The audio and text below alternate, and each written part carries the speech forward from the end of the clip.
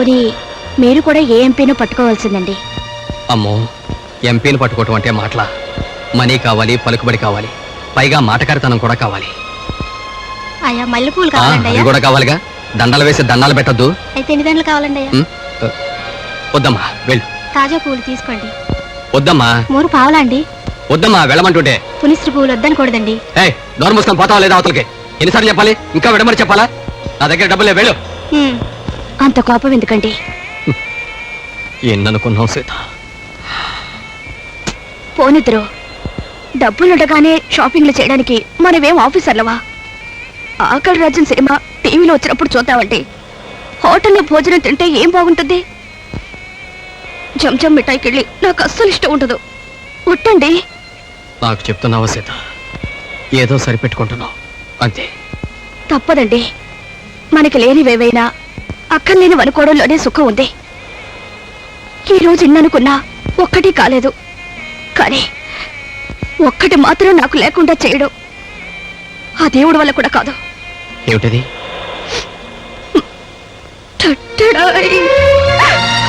సీత,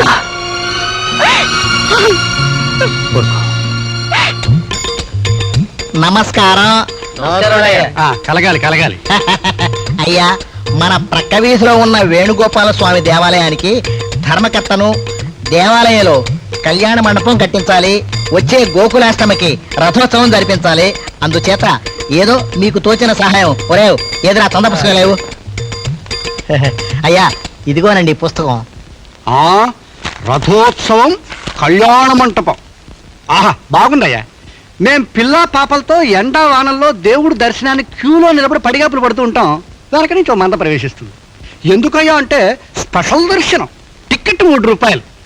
దేవుడి పేరు మీద వ్యాపారం చేయడం, దానికో ఆలయం, దానికో ధర్మకర్త, అతని వెనక అలగా జనం. ఆహా, బాగుందయ్యా. చూడు, ఆ భగవంతుని వచ్చి బజార్లో నిలవడం మనం 2 చేతులు ఎత్తి నమస్కారం పెడతాం. అతని కోసం అలసిపోయి నువ్వు ఆలయాలు కట్టించొద్దమ్మా. బాబా, ఎవరితో మాట్లాడుతున్నావో తెలుసా? మన ఊరు ఎమ్మెల్యే గారితో.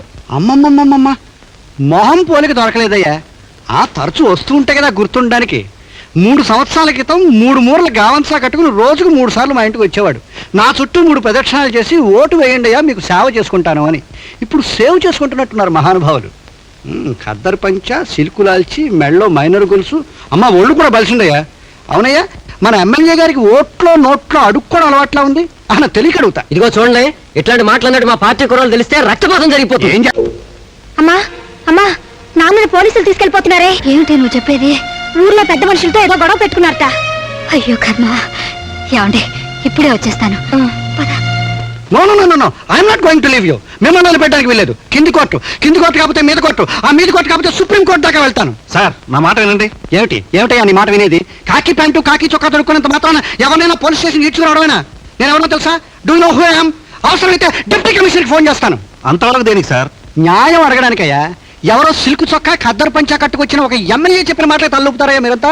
అతనయ్యా మీకు నెల జీతాలు ఇచ్చేది? 6 నెలలకోసారి ఆర్థిక మంత్రి మా మీద వేసే పన్ను డబ్బులతో బతుకుతున్నారయ్యా మీరంతా. మిస్టర్ జీవి రెడ్డి, ఏ కారణం చేత నన్ను ఇక్కడ పిలిపించుకొచ్చారో నాకు ఇప్పుడు తెలియాలి. చెమటొచ్చి సంపాదించిన సొంత డబ్బులతో కుట్టించుకున్న సొంత చొక్కా అయ్యా ఇది. ఎలా చిరిగిపోయిందో విచారణ చేశారయ్యా? 55 సంవత్సరాలుగా శరీరంలో ఒక్కొక్క పొట్టు కూడబెట్టిన రక్తం అయ్యా ఇది. ఎలా నేలపాలైంది విచారణ చేశారా? According to the Indian penal code. నువ్వు ఫ్యాన్ వే, నువ్వు కమిషనర్ కనెక్షన్. ఏమండి, మిమ్మల్ని మామూలు విచారణ జరపడానికి పిలుచుకొచ్చామండి. ఏమిటి విచారణ జరపడానికి పిలుచుకొచ్చారా? పోట్లాట జరిగింది 2 మధ్య. అందులో ఒకటి నేను, ఇంకోడు ఏడి ఎక్కడ? ఆయన ఎమ్మెల్యే గారండి. ఆయన్ని ఎమ్మెల్యే చేసింది నేనయ్యా. నా ఓటు.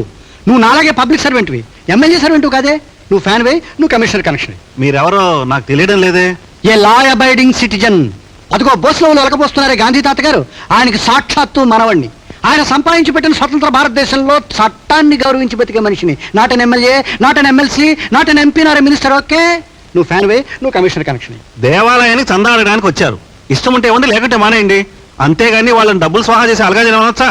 అనొచ్చును. అనడం నా ప్రాథమిక హక్కు, నా ఫండమెంటల్ రైట్. వాళ్ళు స్వాహా చేయలేదంటే స్వాహా చేయలేదు అనమనండి.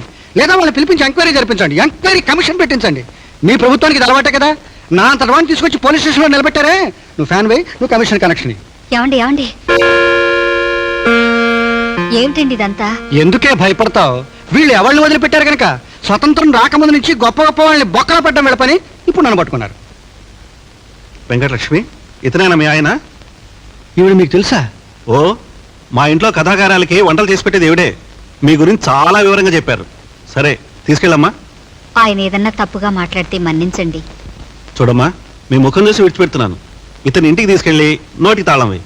వీలు కాకపోతే ఇంట్లో పెట్టి ఇంటికే తాళం వేయి. అయితే సరే, నేను జీపులో కూర్చుంటాను, డ్రైవర్ని పంపించండి. జీప్ ఎందుకు? ఏ మీరు తీసుకొచ్చేటప్పుడు రాసమర్యాలతో జీపులో తీసుకొస్తారా? మేము వెళ్ళేటప్పుడు నడిచి వెళ్ళాలా? అదేం కుదరదు. డ్రైవర్ జీప్ తీ. వస్తానయ్యా.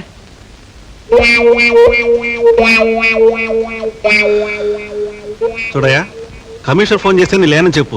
నువ్వు ఫ్యాన్ వేయి. ఆపు.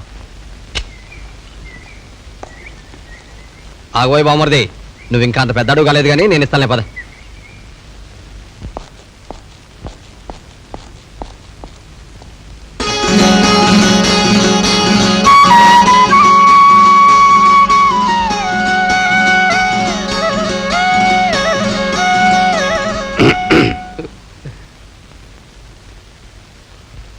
బావా దొరక కదూ?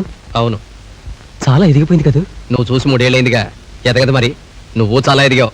మీ అక్క నిన్ను గుర్తుపడుతుందో లేదో. పద పద. ఏరా రాజా, రారా. పరీక్ష ఫస్ట్ క్లాస్ లో పాస్ అయ్యవట కదా. Very good. అమ్మ ఎలా ఉంది? అమ్మకి ఎడం చేతి వాపు తగ్గిందిరా? అవును, వచ్చే నెల తిరుపతి ప్రయాణం అని రాసింది. వెళ్తున్నారా? పక్కింట్లో పిల్లి పిల్లలు పెట్టిందా, ఎదురింట్లో ఎద్దు పేడ వేసిందా అని అన్ని గుమ్మంలో అడిగేలా. ముందు లోపలికి పనిపే. అక్క నువ్వేం మారనేలేదు. 3 ఏళ్ల కింద చూసిన అదే అక్క, అదే నడక, అదే మాట. మొగుడి దగ్గర అదే భయం. అదే మొగుడు కదా. పద. పోన్లే బాబు, మీ అమ్మ పడ్డ కష్టం వృధా పోలేదు. డిగ్రీ ఫస్ట్ క్లాస్ లో పాస్ అయ్యావు. చాలా సంతోషం. మీలాంటి పెద్దల ఆశీర్వాదం అంతే. అవును, పోయినసారి ఇల్లంతా ఎన్టీఆర్ బొమ్మలు ఉండేవి, ఇప్పుడు కృష్ణ బొమ్మలు వచ్చాయి. ఆయన పెద్ద గురువు గారు, ఈయన చిన్న గురువు గారు. ఇప్పుడు పెద్ద గురువు గారు ప్రాంతీయ పార్టీ పెట్టి సినిమాలు నటించడం మానేశారు. కాబట్టి మాకు ఇప్పుడు చిన్న గురువు గారు, పెద్ద గురువు గారు. ఇలా వాగి వాగి స్కూల్ ఎగ్గొట్టాడు. అసలు గురువు గారు బళ్ళోంచి బయటికి పంపించేశారు. కర్మ. పిన్ని గారు, ఏమ్మా? మొన్న మా అమ్మ సర్వమంగళ వ్రతం చేసి ముత్తైదువులకు చీరలు పెట్టిందట. ఈ చీర మీకిమ్మని మా తమ్ముడు ద్వారా పంపింది. తీసుకోండి. వస్తాను.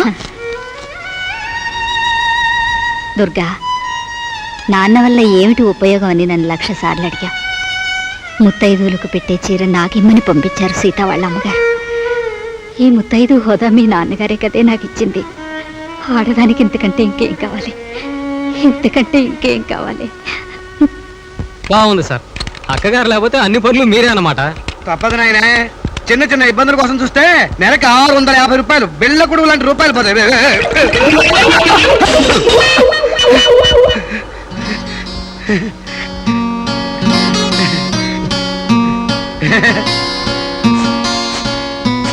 నెలకి 850 రూపాయలు చేతకానైనా ఒక్కొక్కసారి చీపురు పుచ్చుకుని ఓడ్చక తప్పదనైనా. పెళ్ళాం చేతికి పెన్నిచ్చి ఉద్యోగానికి పంపాక మొగుడు చేతికి చీపురు కట్టా తప్పదు, పాయిఖాన తట్టా తప్పదు. కానీ కానీ ఏమిటి మీ నాన్నగారు కోపంగా ఉన్నారు? అదంతా కోపం కదయ్యా, నేనంటే మంచి లైకింగ్. ఆయన చాలా పాతకాల మనిషి. నేను మా ఆవిడ ఆఫీసు పంపించడం ఆయనకి ఇష్టం లేదు. అంచేత హఠాత్తుగా కిటికీలోంచైనా ఊడిపడతాడు, ఇంటి కప్పులోంచైనా మాట్లాడతాడు, భూగర్భంలోంచైనా ప్రత్యక్షమవుతాడు. చివరికి సినిమాల్లో అంతరాత్మలు ఉండవు, అలా వెంటాడు దొరుకుతాడు. అయినా నేను అసలు ఆయన ఖాతా చేయను కదా. చాలా ఇంట్రెస్టింగ్ గా ఉందండి మీ లైఫ్. రోజు ఇంతనా లేకపోతే ఈ రోజు మాత్రమా? చూడు బాబు, ఈ రోజు నాకు ఫుల్ డే లీవ్, మా ఆవిడికి ఫుల్ డే ఆఫీస్. ఎందుకంటే ఈ రోజు శనివారం అయ్యా.